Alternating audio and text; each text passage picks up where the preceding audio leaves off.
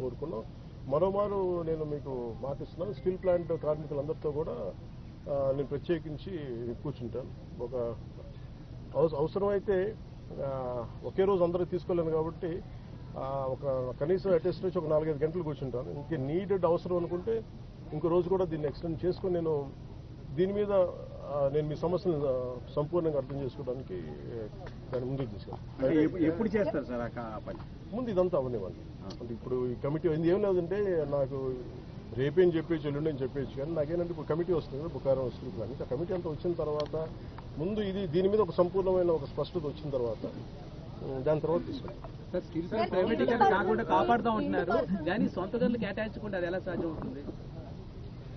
ఇప్పుడు మీరు ప్రశ్న ఎప్పుడు ఏం చేస్తున్నారంటే, నేను లాస్ట్ టైం కూడా ఇక్కడికే వచ్చాను. నేను ఎంటైర్ యూనియన్స్తో మాట్లాడాను. నేను ఆ రోజు అందరినీ చేతులు ఎత్తమని అడిగాను. ఒక్కళ్ళు చేతులు ఎత్తాను. ఆ రోజు ఢిల్లీ తీసుకెళ్తాం రండి క్యాప్టివ్ మైన్స్ గురించి అంటే అందరూ కన్వీనియంట్గా ఆ రోజు ఒక్కళ్ళు చేతులు ఎత్తారు.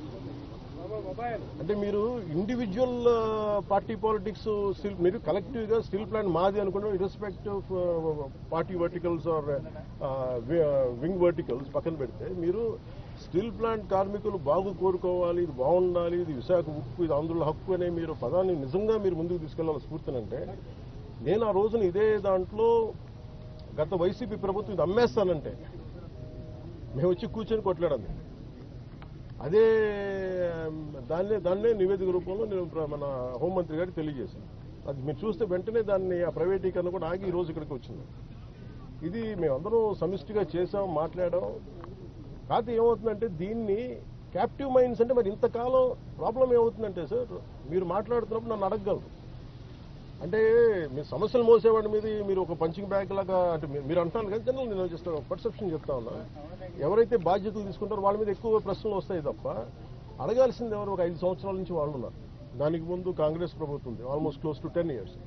ఇది అప్పటి నుంచి చేయాల్సింది. ఇవన్నీ వారసత్వపు ఇష్యూస్గా వచ్చినాయి, లెగసీ ఇష్యూస్గా వచ్చేసినాయి. నాకేముంది, నేను ఏ సమస్యల నుంచి మేము పారిపోవడానికి లేదు.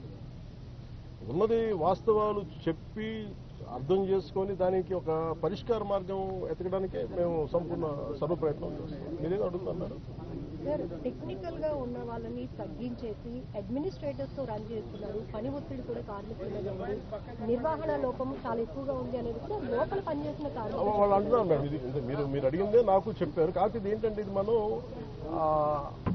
నేను దీనికి సంబంధించి అనుభవం ఉన్న వ్యక్తిని కాదు.